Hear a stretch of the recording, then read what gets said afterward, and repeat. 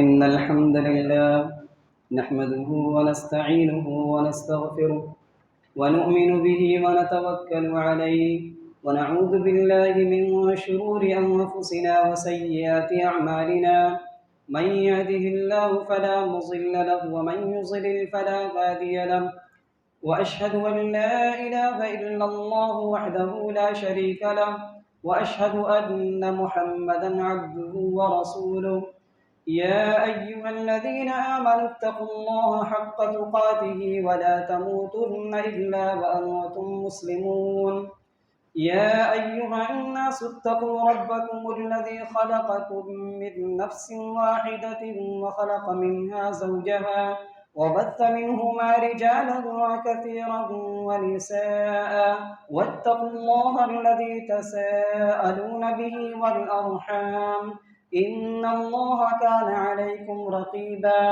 يا أيها الذين آمنوا اتقوا الله وقولوا قولا سديدا يصلح لكم أعمالكم ويغفر لكم ذنوبكم ومن يطع الله ورسوله فقد فاز فوزا عظيما أما بعد فإن أصدق الحديث كتاب الله وخير الهدي هدي محمد صلى الله عليه وسلم وشر الأمور محدثاتها وكل محدثة بدعة وكل بدعة ضلالة وكل ضلالة في النار فأعوذ بالله السميع العليم من الشيطان الرجيم بسم الله الرحمن الرحيم تتجافى جنوبهم عن المضاجع يدعون ربهم خوفا وطمعا ومما رزقناهم ينفقون۔ محترم حاضرین جمعہ، بزرگوں، نوجوان بھائیوں، قابل احترام خواتین اسلام، عزیز بچوں، خطبہ مسنونہ کے بعد سورہ الف لام میم السجدہ کی آیت نمبر 16 تلاوت کی گئی۔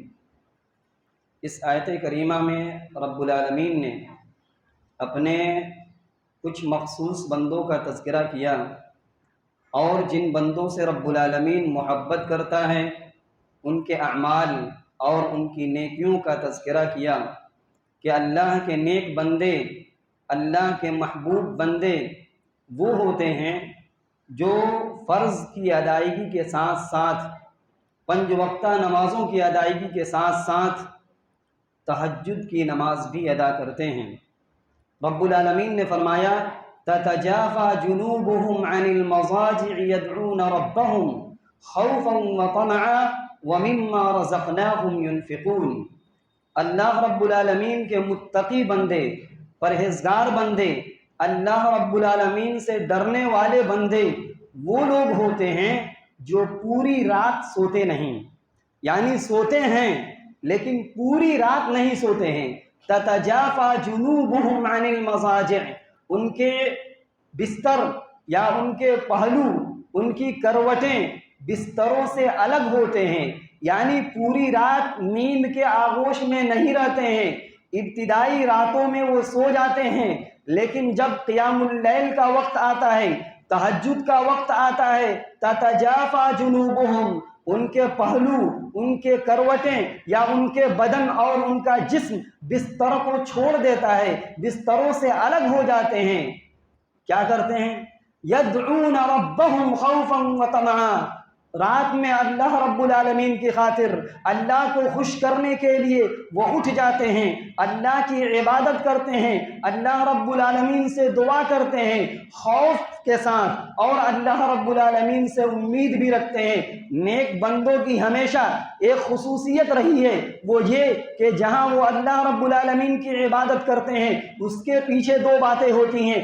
ایک تو یہ کہ وہ عبادت جو انجام دے رہے ہیں وہ اللہ رب العالمین کی ڈر کی وجہ سے دے رہے ہیں، اور اس ڈر کے ساتھ اس عبادت کے پیچھے دوسرا مقصد یہ ہوتا ہے کہ ہم یہ عبادت کر رہے ہیں، ہم یہ نماز پڑھ رہے ہیں، تہجد ادا کر رہے ہیں، ہماری اس میں خواہش یہ ہے کہ رب العالمین سے ہم امید رکھے ہوئے ہیں کہ ہم اس نماز نماز کے بدلے، اس نیکی کے بدلے رب العالمین ہم تجھ سے جنت کا مطالبہ کر رہے ہیں۔ یعنی اللہ فرماتا ہے خوفا و طمعا، اللہ سے ڈرتے ہوئے اور اللہ رب العالمین سے امید بھی لگائے ہوئے ہیں کہ اس نیکی کے بدلے اللہ رب العالمین اپنے رحم و کرم سے رب العالمین جنت میں داخل فرمائے گا۔ اور وَمِمَّا رَزَقْنَاهُمْ يُنْفِقُونَ، اور نیک لوگوں کی ایک خوبی یہ بھی ہے کہ اللہ تبارک و تعالی نے اگر نعمت سے نوازا ہے، دولت سے نوازا ہے، روپیہ پیسے سے نوازا ہے، ان کی ایک پہچان یہ بھی ہے کہ اللہ نے جو کچھ دے رکھا ہے اس میں سے وہ خرچ کرتے ہیں۔ یعنی نیک لوگ، متقی لوگ، پرہیزگار لوگ بخیل نہیں ہوتے ہیں، کنجوس نہیں ہوتے ہیں، بلکہ اللہ رب العالمین کا دیا ہوا مال اللہ رب العالمین کی راہ میں خرچ کرتے ہیں۔ یہ آیت کریمہ ان لوگوں کی فضیلت بیان کر رہی ہے کہ جو لوگ رب العالمین کی خاطر رات میں اٹھ کر تہجد ادا کرتے ہیں۔ آپ کو معلوم ہونا چاہیے قیام اللیل، تہجد کی نماز، رات کو اٹھ کر اللہ رب العالمین کو یاد کرنا، یہ اللہ کو اتنا پسند ہے، اور ایسے بندے اللہ رب العالمین کی نگاہ میں اتنے محبوب ہیں کہ اللہ رب العالمین ان کا قریبی، اللہ رب العالمین ان سے قریب ہو جاتا ہے، اور یہ لوگ اللہ رب العالمین کے مقرب بندے بن جاتے ہیں، قریبی بندے بن جاتے ہیں۔ دنیا کے اندر ہمارے بہت سارے مسائل ہیں، بہت ساری پریشانیاں ہیں۔ آج نوجوان گناہوں میں مبتلا ہے، گناہوں سے بچنا ہے۔ اے نوجوان بھائیوں، تہجد کا اہتمام کرو۔ روزی روٹی کے تلاش میں تم پریشان ہو، اٹھو رب العالمین کو یاد کرو۔ چاہے نوجوان طبقہ ہو، بزرگوں کا طبقہ ہو، خواتین کا طبقہ ہو، جو آدمی پریشان ہے، اللہ سے قریب ہونا چاہتا ہے، زندگی کے مسائل میں الجھا ہوا ہے، بیماریوں میں مبتلا ہے، اس کو چاہیے کہ اللہ رب العالمین کو خوش کرنے کے لیے اٹھے۔ ہم اللہ کو خوش کریں گے، رب العالمین ہمیں خوش کرے گا۔ اور یہ بشارت اور یہ خوشخبری پیارے نبی صلی اللہ علیہ وسلم نے اپنی حدیث کے اندر بیان فرما دیا۔ اللہ کے نبی صلی اللہ علیہ وسلم فرماتے ہیں عن ابی امامۃ الباہلی رضی اللہ عنہ قال قال رسول اللہ صلی اللہ علیہ وسلم علیکم بقیام اللیل فإنہ دأب الصالحین قبلکم فإنه دأب الصالحين قبلكم وقربة إلى الله تعالى ومنهاة عن الإثم وتكفير للسيئات ومطردة للداء عن الجسد۔ رواہ الطبرانی فی المعجم الکبیر، مسند احمد کے اندر، طبرانی کبیر کے اندر، ترمذی کے اندر، حاکم کے اندر۔ الغرض یہ روایت مختلف کتابوں کے اندر موجود ہے، صحیح سند سے ثابت ہے۔ حضرت ابو امامہ باہلی فرماتے ہیں کہ پیارے نبی صلی اللہ علیہ وسلم نے کہا اے میرے صحابہ علیکم بقیام اللیل، وہ متقی لوگ، وہ پرہیزگار لوگ، وہ اللہ سے ڈرنے والے لوگ جن کے بارے میں رب العالمین نے اور نبی کریم صلی اللہ علیہ وسلم نے دنیا کے اندر جنت کی بشارت سنائی تھی، خوشخبریاں دیا تھا، اللہ ان سے راضی ہوئے تھے، ان کو تعلیم دی جا رہی ہے، اور اسی ضمن میں پوری امت کو اس بات کی تاکید کی جا رہی ہے علیکم بقیام اللیل۔ اگر ہم چاہتے ہیں کہ اللہ ہم سے محبت کرے، ہم اللہ کے قریبی بندہ بن جائیں، ہمارے مسائل الجھے ہوئے ہیں وہ سلجھ جائیں، ہماری بیماریاں کم ہو جائیں، ہم شفا یابی میں یا چلے جائیں، اللہ ہمارے جسموں سے بیماری کو دور کر دے، تہجد کا اہتمام کیا جائے۔ علیکم بقیام اللیل، علیکم بقیام اللیل، اے لوگوں رات میں اٹھ کر قیام اللیل کا اہتمام کرو، تہجد پڑھو۔ کیا ہوگا؟ فَإِنَّهُ دَأْبُ الصَّالِحِينَ قَبْلَكُمْ، یہ کوئی نئی بات نہیں ہے، یہ کوئی نئی کہانی نہیں ہے۔ تہجد پڑھنا، رات میں اٹھ کر اللہ کو یاد کرنا، یہ کوئی نئی بات نہیں ہے۔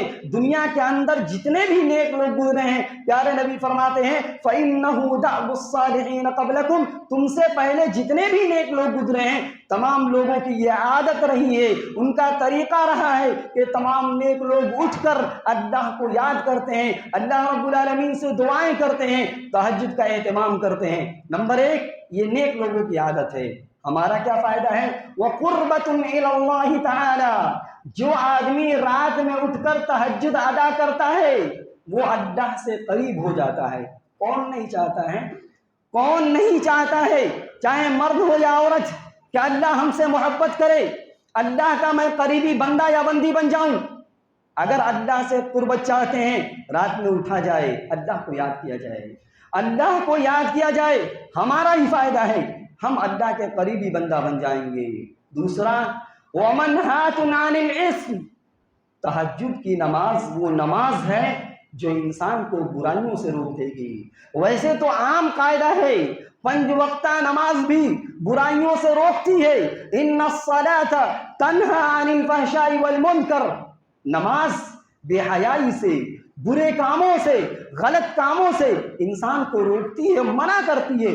وہیں پر تہجد کا اہتمام کرنے والا انسان بہت ساری برائیوں سے بچ جاتا ہے۔ نمبر 2۔ نمبر 3، وَتَكْفِيرٌ لِلسَّيِّئَاتِ، گناہ ہو چکے ہیں، گناہ انسان کر چکا ہے، اب تہجد کا شوق جگا، تہجد کا اہتمام کرنا چاہتا ہے، خوشخبری دی گئی وَتَكْفِيرٌ لِلسَّيِّئَاتِ، تہجد پڑھنے سے پہلے بہت سارے گناہ ہوئے ہیں، بہت ساری اللہ کی نافرمانیاں ہوئی ہیں، نبی فرماتے ہیں وَتَكْفِيرٌ لِلسَّيِّئَاتِ، رات کی نماز گناہوں کو ختم کر دیتی ہے، گناہوں کو مٹا دیتی ہے۔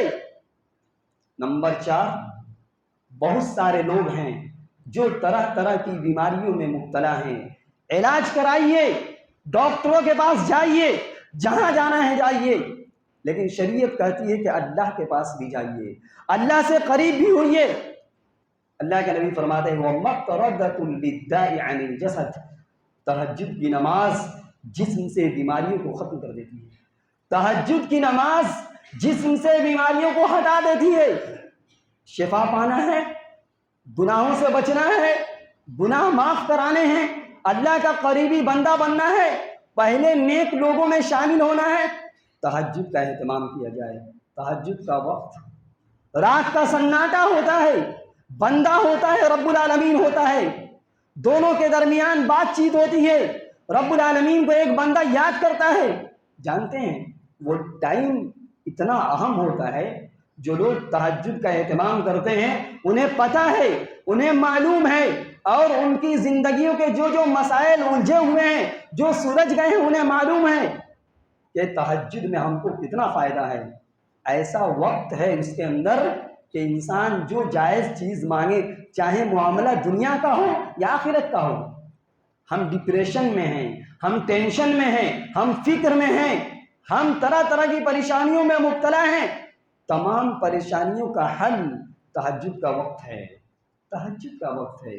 عن جابر رضی اللہ عنہ قال سمعت النبی صلی اللہ علیہ وسلم ان فی اللیل لساعة لا یوافقها رجل مسلم يسأل الله خيرا من امر الدنيا والآخرة الا اعطاه اياه وذلك كل ليلة، رواہ مسلم۔ مسلم شریف کی روایت ہے۔ جابر رضی اللہ تعالیٰ عنہ فرماتے ہیں کہ میں نے نبی کریم صلی اللہ علیہ وسلم کو فرماتے ہوئے سنا کہ آپ صلی اللہ علیہ وسلم نے ارشاد فرمایا ان فی اللیل لساعة، بے شک رات میں ایک وقت ہے، ایک گھڑی ہے، ایک ٹائم ہے۔ کیسا ٹائم ہے، کیسی گھڑی ہے، کیسا وقت ہے؟ لا یوافقها رجل مسلم، جو مسلمان بھی اس وقت کو پالے، پانے کے بعد یسأل اللہ خیرا من امر الدنیا والآخرہ، اٹھ کر اللہ کو یاد کرے اور اپنے مسائل کو اللہ کے سامنے رکھے، دنیا اور بھلائی کا اللہ سے سوال کرے، اللہ سے مانگے کہ اے اللہ مجھے دنیا میں بھی اچھائی چاہیے، آخرت میں بھی اچھائی چاہیے، الا اعطاہ ایاہ، اللہ اس کو وہ بھلائی، وہ اچھائی اللہ عطا کر دے گا۔ وَذَلِكَ كُلَّ لَيْلَةٍ، وہ صرف ایک رات نہیں ہے، وَذَلِكَ كُلَّ لَيْلَةٍ، ایسا ہر رات ہے، ہر رات ایک گھڑی ہے، ایک وقت ہے، ایک ٹائم ہے کہ جو بھی مسلمان بندہ اللہ سے دنیا اور آخرت کی بھلائی مانگے، اللہ اس وقت میں اس کو دے دے گا۔ تو اللہ کے مقرب بندے، محبوب بندے، جن سے اللہ محبت کرتا ہے، وہ ہے تہجد گزار بندے، جو اللہ کو فرائض کی ادائیگی کے ساتھ ساتھ اللہ کو خوش کرنے کے لیے تہجد کا اہتمام کرتے ہیں۔ 9 چیزیں ہو گئی۔ نمبر 10، 10واں عمل یا 10واں وہ خوش نصیب انسان جن سے اللہ رب العالمین محبت کرتا ہے، جن کو اللہ پسند کرتا ہے، وہ ہے اچھے اخلاق والے انسان۔ اخلاق کو اچھا بنایا جائے، اخلاق کو سدھارا جائے، عبادت ہماری اچھی ہے، عقائد ہمارے اچھے ہیں، نماز ہماری اچھی ہے، دوسرے معاملات ہمارے اچھے ہیں، اگر اخلاق اچھا نہیں ہے اللہ آپ سے نفرت کرتا ہے۔ عبادت ہے، نمازیں ہیں، دوسری نیکیاں ہیں، اگر اخلاق گھٹیا ہے، اخلاق اچھے نہیں ہیں، اللہ کے آپ محبوب بندے نہیں ہیں۔ اخلاق وہ چیز ہے کہ اخلاق کے ذریعے جانی دشمن کو بھی دوست بنایا جا سکتا ہے۔ اللہ نے کہا ادفع باللتی ہی احسن فاذا الذی بینک وبینہ عداوۃ کانہ ولی حمیم۔ برائی کا جواب برائی سے نہ دو، برائی کا جواب برائی سے نہ دو۔ کیا ہوگا؟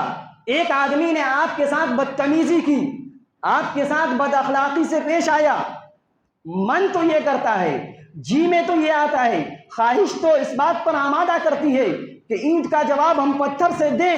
شریعت یہ کہتی ہے کہ وہ آپ کا دشمن ہے، آپ کو تنگ کر رہا ہے، آپ کو ٹارچر کر رہا ہے، آپ کو پریشان کر رہا ہے۔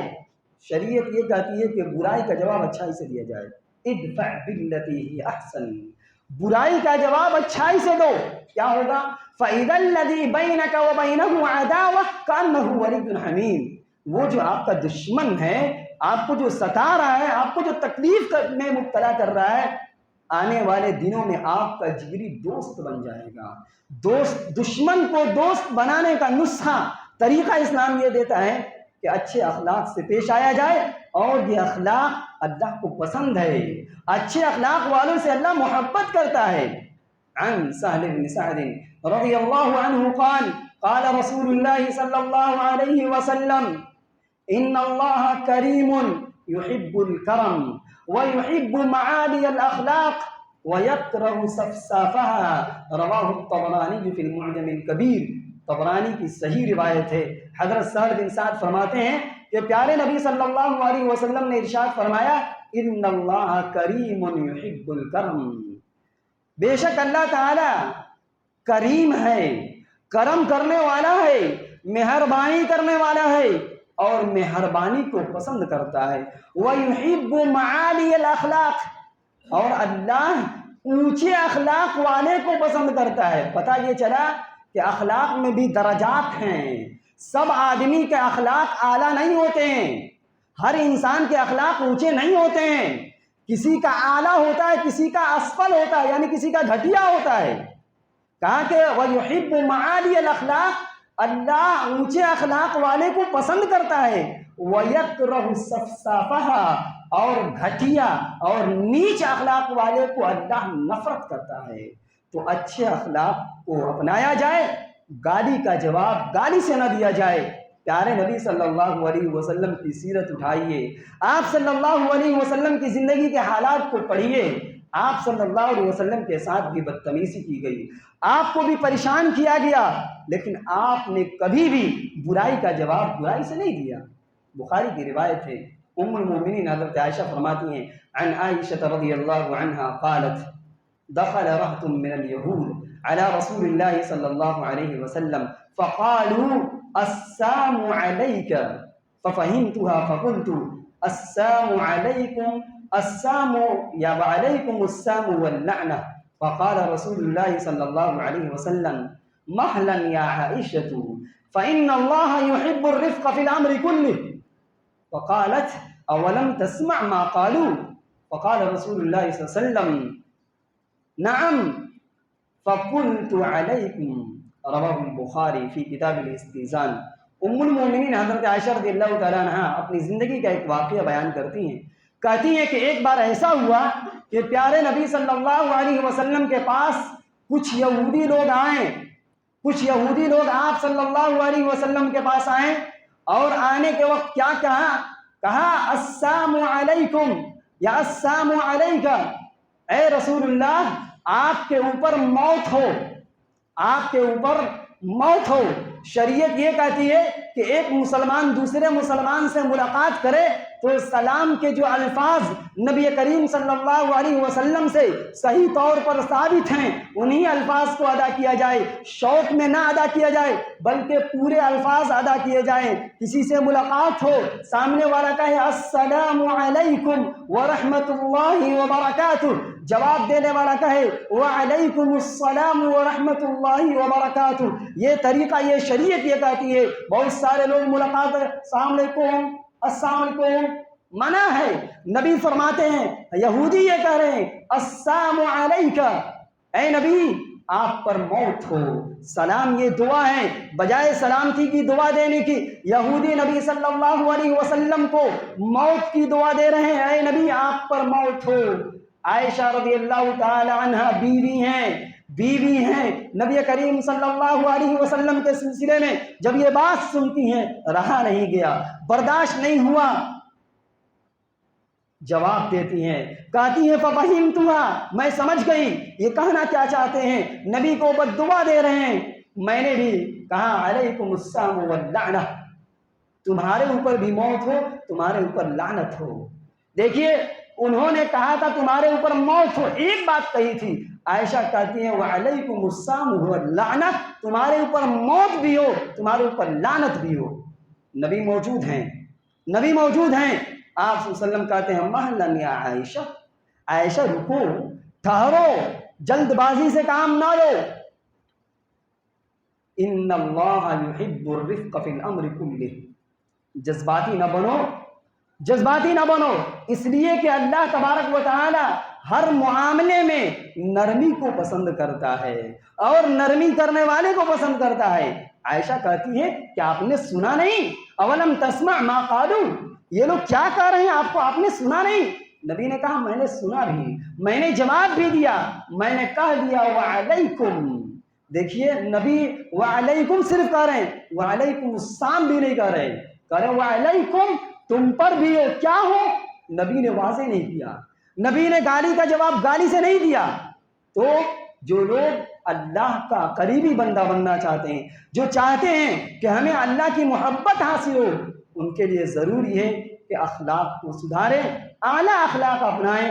اعلیٰ اخلاق والے بھی اللہ کو بہت پسند ہیں۔ نمبر 11 12، جن لوگوں سے اللہ محبت کرتا ہے ان میں وہ لوگ بھی ہیں جن سے غلطی ہو گئی، گناہ ہو گیا، اللہ اور اس کے رسول صلی اللہ علیہ وسلم کی نافرمانی ہو گئی، توبہ کر لیجئے، توبہ کر لیجئے، معافی مانگ لیجئے۔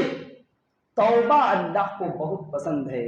ان اللہ یحب التوابین، بے شک اللہ بہت زیادہ توبہ کرنے والے سے محبت کرتا ہے، توبہ کرنے والے کو پسند کرتا ہے۔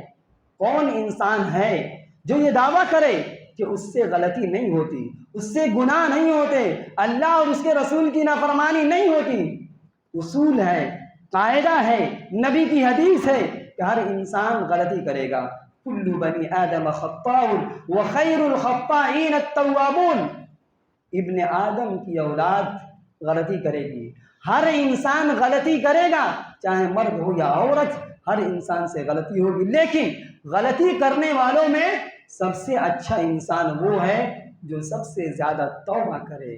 سب سے زیادہ توبہ کرنے والے سب سے بہترین غلطی کرنے والے ہیں۔ اس کا یہ مطلب نہیں ہے کہ غلطی کرنے کی، گناہ کرنے کی اجازت ہے، نہیں، بلکہ اگر گناہ ہو جائے تو فوراً توبہ کیا جائے، اس لیے کہ توبہ کرنے والے کو اللہ محبت کرتا ہے، اللہ ان کو پسند کرتا ہے۔ توبہ یہ اتنی اہم چیز ہے کہ اگر انسان خالص دل سے سچی توبہ کر لے، اللہ اس کے گناہوں کو نیکیوں میں بدل دیتا ہے، گناہ نیکی میں بدل جاتے ہیں۔ شرط یہ ہے کہ انسان صدق دل سے توبہ کرے، سچائی کے ساتھ توبہ کرے۔ غلطی ہو گئی، یہ ارادہ کر لے کہ دوبارہ نہیں کریں گے، دوبارہ نہیں کریں گے۔ نمبر 1، غلطی ہو گئی فوراً چھوڑ دے۔ نمبر 3، غلطی ہو جائے غلطی پر شرمائے، شرم کرے، حیا کرے۔ آج تو ہم گناہ بھی کرتے ہیں، غلطی بھی کرتے ہیں، کوئی حیا نہیں، کوئی شرم نہیں، حیا ختم، حیا کا پانی سوکھ چکا ہے، ختم ہو چکا ہے۔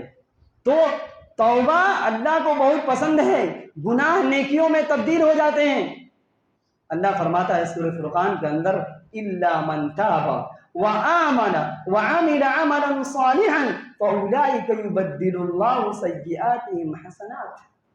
وہ لوگ جو توبہ کر لیتے ہیں، ایمان لاتے ہیں، نیک عمل کرتے ہیں، اللہ ان کے گناہوں کو نیکیوں میں تبدیل کر دیتا ہے۔ لیکن یاد رہے توبہ کی ایک حد ہے، توبہ کی ایک لمٹ ہے۔ کب توبہ کیا جائے؟ مرنے سے پہلے توبہ کر لیا جائے۔ اور پتہ نہیں ہے کہ موت کب آئے گی، کسی کو معلوم نہیں ہے کہ موت کب آئے گی، لیکن مرنے سے پہلے توبہ کر لی جائے، ورنہ موت کے وقت توبہ قبول نہیں ہوتی۔ آپ پڑھیے سورہ نساء کے اندر اللہ تعالیٰ نے کہا وَلَيْسَتِ التَّوْبَةُ لِلَّذِينَ يَعْمَلُونَ السَّيِّئَاتِ، اللہ ان لوگوں کی توبہ کو قبول نہیں کرتا جو برائیاں کرتے رہتے ہیں، صرف برائی کر رہے ہیں، اچھائی کا کوئی اندیشہ نہیں، اچھائی کی کوئی فکر نہیں ہے، گناہ کرتے رہتے ہیں۔ حَتَّى إِذَا حَضَرَ أَحَدَهُمُ الْمَوْتُ، یہاں تک کہ ایسے لوگوں میں سے کسی آدمی کے پاس موت آ جاتی ہے، موت کا فرشتہ آ جاتا ہے، اس وقت کہتے ہیں قَالَ إِنِّي تُبْتُ الْآنَ، إِنِّي تُبْتُ الْآنَ، اے اللہ اب میں توبہ کر رہا ہوں۔ تو موت کے وقت توبہ قبول نہیں ہوگی۔ تو توبہ کرنے والے اللہ کو بہت پسند ہے۔ آخری بات، جو لوگ پاکی، صفائی اور ستھرائی کا لحاظ رکھتے ہیں، پاکی اور طہارت کی حفاظت کرنے والے، پاک صاف رہنے والے بندے اللہ کو بہت پسند ہے۔ ان اللہ یحب المتطہرین، اللہ فرماتا ہے کہ بے شک اللہ تعالیٰ بہت زیادہ پاک صاف رہنے والے کو پسند کرتا ہے۔ اللہ رب العالمین نے قبا والوں کی تعریف کی۔ قبا والے کا معاملہ یہ تھا کہ جب وہ قضائے حاجت جاتے ہیں تو گندگی کو صاف کرنے کے لیے ڈھیلے کے ساتھ ساتھ پانی کا استعمال کرتے تھے، یعنی پوری صفائی قاعدے سے کیا کرتے تھے۔ اللہ تعالیٰ نے انہی کے بارے میں کہا کہ یہ ایسے لوگ ہیں جو استنجا کرتے ہیں، یعنی صفائی جو کرتے ہیں پانی سے کرتے ہیں، اور زیادہ صفائی ستھرائی کا لحاظ کرنے والے سے اللہ محبت کرتا ہے۔ فیہ رجال یحبون ان یتطہروا، قبا کے اندر ایسے لوگ ہیں جن کو اللہ پسند کرتا ہے۔ کیوں؟ یہ پاکی اور صفائی کا بہت زیادہ لحاظ رکھتے ہیں۔ پاکی اور صفائی دو طرح کی ہوتی ہے، ایک صفائی کپڑے کی ہے، ایک صفائی بدن کی ہے، اور ایک دوسری صفائی روح کی ہے، دل کی ہے، بدن کی ہے۔ ایک آدمی کا کپڑا بہت سفید ہے، بڑا صاف ہے، بڑا چمکدار ہے، انسان کا بدن اتنا صاف ہے، قیمتی مہنگا صابن اور شیمپو سے نہا رہا ہے، غسل کر رہا ہے، بدن بہت صاف ہے، روح گندا ہے، دل گندا ہے، دل صاف نہیں ہے۔ اللہ ایسے انسان کو پسند نہیں کرتا۔ پاکی اور صفائی میں دونوں چیز شامل ہے، دل بھی صاف ہو، کپڑے بھی صاف ہو، بدن بھی صاف ہو۔ اگر دل صاف نہیں ہے، کپڑا چاہے کتنا بھی قیمتی ہو، بدن چاہے کتنا بھی خوشبودار ہو، اللہ کے یہاں کامیاب نہیں ہوں گے، نہیں ہو سکتے ہیں۔ وقت کے نبی ہیں حضرت ابراہیم علیہ السلام، اللہ سے دعا کر رہے ہیں یوم لا ينفع مال ولا بنون الا من اتى اللہ بقلب سلیم، کل قیامت کے دن نہ تو مال کام آئے گا نہ تو اولاد کام آئے گی، ہاں وہ لوگ کامیاب ہو جائیں گے جو صاف ستھرے دل لے کر آئیں گے۔ دل اگر صاف ہے آپ کامیاب ہیں۔ یہی وجہ ہے کہ صحابہ کرام کی زندگی میں جو کامیابی نظر آتی ہے وہ یہی وجہ ہے کہ ان کے دل صاف ہیں۔ آج ہمارے دل صاف نہیں ہیں، دلوں کے اندر کینہ ہے، جلن ہے، حسد ہے، بغض ہے، عداوت ہے، نفرت ہے، آپ کامیاب نہیں ہیں۔ مسند احمد کے اندر ایک واقعہ ذکر کیا گیا، انس بن مالک رضی اللہ تعالیٰ عنہ راوی کہتے ہیں کہ ایسا ہوا کہ ایک بار ہم نبی کریم صلی اللہ علیہ وسلم کے ساتھ تھے، اچانک آپ صلی اللہ علیہ وسلم نے فرمایا ابھی ایک آدمی آنے والا ہے جو جنتی ہے، یطلع علیکم الآن رجل من اہل الجنہ، ایک آدمی آنے والا ہے مسجد کے اندر جو آدمی جنتی ہے، صحابہ چلتے پھرتے جنتی تھے، صحابہ انتظار کر رہے ہیں کون صاحب آ رہے ہیں، تو انصار قبیلے کا ایک آدمی، ایک صحابی آ گئے اور وضو کر کے آ رہے ہیں، داڑھی سے پانی ٹپک رہے ہیں اور بائیں ہاتھ میں چپل یا جوتے رکھے ہوئے ہیں، آتے ہیں نماز پڑھتے ہیں چلے جاتے ہیں۔ دوسرے روز آپ صلی اللہ علیہ وسلم وہی بات بیان کر رہے ہیں، دیکھا جاتا ہے کہ وہی صحابی آتے ہیں، آنے کا وہی انداز ہے، آتے ہیں نماز پڑھتے ہیں چلے جاتے ہیں۔ تیسرے دن بھی آتے ہیں، آپ صلی اللہ علیہ وسلم وہی بات کہتے ہیں اور وہی صحابی آتے ہیں۔ اس مجلس میں ایک صحابی رہتے ہیں عبداللہ بن عمرو بن عاص، ان کو رہا نہیں کیا، جب نبی صلی اللہ علیہ وسلم چلے گئے، بات ختم ہو گئی، عبداللہ بن عمرو بن عاص ان کے پیچھے پیچھے چلے گئے، ان کے گھر تک پہنچ گئے۔ پہنچنے کے بعد دروازے پر پہنچتے ہیں، عبداللہ بن عمرو بن عاص کو دیکھ کر وہ صحابی کہتے ہیں کیا بات ہے، کیا بات ہے؟ کہا معاملہ یہ ہے، مسئلہ یہ ہے کہ میرے اور میرے باپ کے درمیان، میرے اور میرے ابو کے درمیان لڑائی ہو گئی ہے، جھگڑا ہو گیا ہے اور 3 دن تک میں اپنے گھر نہیں جاؤں گا، کیا آپ مجھے پناہ دیں گے؟ کیا آپ مجھے اپنے پاس رکھیں گے؟ صحابی تھے، نیک تھے، مہمان مطالبہ کر رہے ہیں، کہا بالکل رہ سکتے ہیں۔ عبداللہ بن عمرو بن عاص 3 دن تک ٹھہرے رہے، 3 دن تک ٹھہرے رہے۔ وعدے کے مطابق جب 3 دن مکمل ہو گیا، عبداللہ بن عمرو بن عاص رضی اللہ تعالیٰ عنہ نے کہا کہ آپ یہ بات بتائیے، میں 3 دن تک آپ کے ساتھ رہا، میرے اور میرے ابو کے درمیان کوئی لڑائی نہیں ہوئی ہے، کوئی جھگڑا نہیں ہوا ہے، بات صرف اتنی ہے کہ نبی نے آپ کے بارے میں 3 دن تک بشارت دی، خوشخبری دیا کہ آپ جنتی ہیں، جنتی ہیں، جنتی ہیں، اور دیکھا کہ آپ ہی آ رہے تھے، بات کیا ہے؟ کہا کہ کوئی بات نہیں، کوئی بات نہیں ہے، آپ 3 دن تک میرے ہاں قیام کیے، آپ نے دیکھا۔ عبداللہ بن عمرو بن عاص کہتے ہیں کہ کوئی بڑا کام وہ نہیں کرتے تھے، کوئی بڑا وہ نیکی نہیں کرتے تھے، رات میں اگر آنکھ کھل گئی تو اللہ اکبر کہہ لیا، الحمدللہ کہہ لیا، چند اذکار کہہ لیے، اگر کچھ ہو سکا تو کچھ پڑھ لیے، پھر سو گئے، فجر تک سوئے ہوئے۔ عبداللہ بن عمرو بن عاص کہتے ہیں کہ بس اب میں جا رہا ہوں، یہی نیکی میں نے آپ سے دیکھی۔ وہ صحابی کہتے ہیں جو آپ نے دیکھا ہے صرف وہی نیکی ہے میرے پاس، جو آپ نے دیکھا ہے وہی نیکی ہے۔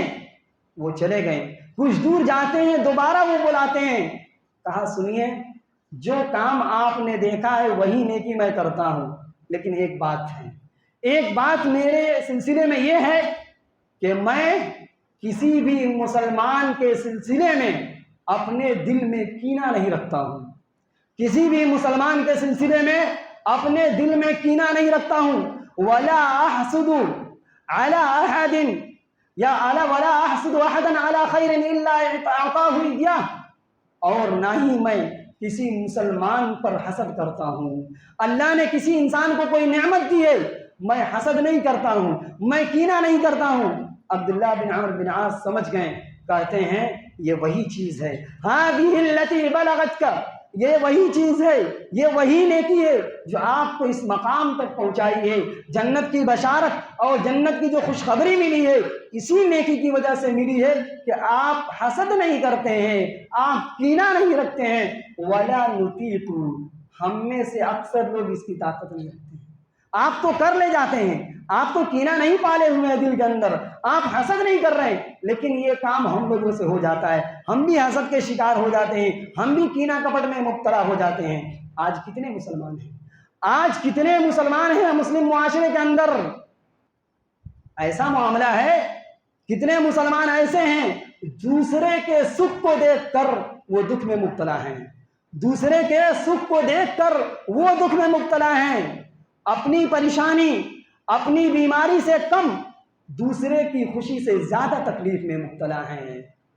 وہ کیوں ترقی کر رہا ہے، وہ اتنی کیوں کما رہا ہے، اس کا کاروبار اتنا کیوں چل رہا ہے، وہ ترقی کرتے جا رہا ہے، کہاں سے آ رہا ہے، کیوں کما رہا ہے، بیٹا بیٹی کی شادی کیسے ہو گئی، یعنی دوسروں کی خوشی میں ان کو تکلیف ہو رہی ہے۔ مسلمان کبھی بھی ایسا نہیں ہوتا ہے، مسلمان کی شان کے خلاف ہے کہ مسلمان دوسرے کے سکھ اور چین کو دیکھ کر اپنے سلسلے میں وہ دکھ میں مبتلا ہو جائے۔ یہ بیماری ہے، یہ مرض ہے، یہ پریشانی ہے، یہ ڈپریشن اور فکر کی چیز ہے، لہذا دلوں کو پاک کیا جائے، صاف کیا جائے۔ جس طریقے سے ہمارا کپڑا صاف ہے، بدن خوشبودار رہے، دل بھی پاک ہونا چاہیے، خوشبودار ہونا چاہیے۔ اللہ ایسے ہی بندوں سے محبت کرتا ہے۔ رب العالمین سے ہم دعا کرتے ہیں کہ رب العالمین یہ وہ سارے اعمال ہیں، یہ وہ ساری نیکیاں ہیں جن کا تذکرہ ہم کئی جمعہ سے کر رہے ہیں، یہ ایسی نیکیاں ہیں جن نیکیوں کو اللہ پسند کرتا ہے، اور ان نیکیوں کو انجام دینے والوں کو اللہ پسند کرتا ہے اور ان سے محبت کرتا ہے۔ رب العالمین سے دعا ہے کہ رب العالمین ہمیں ہر خیر کے کام میں ہم سب کو بڑھ چڑھ کر حصہ لینے کی توفیق نصیب فرما، ہر شر، ہر برائی اور ہر فتنے سے رب العالمین ہم سب کو بچنے کی توفیق نصیب فرما۔ رب العالمین ہم تمام مسلمانوں کو اپنے محبوب بندوں میں شامل فرما دے۔ رب العالمین اتوار کے درس میں تمام مرد و خواتین کو شرکت کی توفیق نصیب فرما دے۔ ہم میں جو بیمار ہیں رب العالمین انہیں شفائے کاملہ و عاجلہ عطا فرما دے، جو پریشان حال ہیں ان کی پریشانیوں کو تو حل فرما دے۔ رب العالمین جو مقروض ہیں، قرض دار ہیں، ان کی قرض کی ادائیگی کا راستہ آسان فرما دے۔ آمین۔ اللہم ارنا الحق حقا وارزقنا اتباعه وارنا الباطل باطلا وارزقنا اجتنابه۔ ربنا آتنا في الدنيا حسنة وفي الآخرة حسنة وقنا عذاب النار، وآخر دعوانا أن الحمد لله رب العالمين۔